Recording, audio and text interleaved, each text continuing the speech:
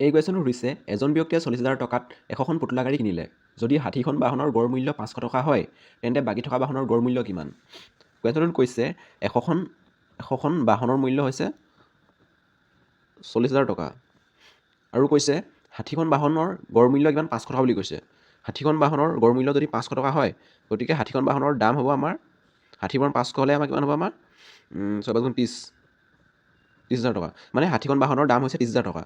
গতিকে বাকী থকা বাহনৰ গড় মূল্য উলিয়াব কৈছে। গতিকে বাকী থকা বাহনৰ গড় মূল্য উলিয়াবলৈ হ'লে আমি প্ৰথমে বাকীখন বাহনৰ দাম কিমান হ'ব আমি সেইটো উলিয়াব লাগিব। গতিকে বাকী থকা বাহন কি 40খন নহয় জানো?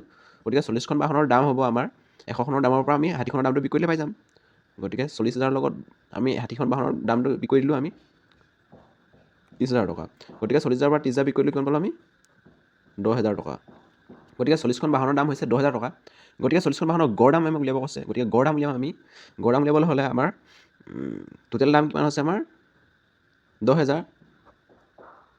কেইখন বাহনৰ 40খন বাহনৰ, গতিকে 40 তলত আহি গ'ল।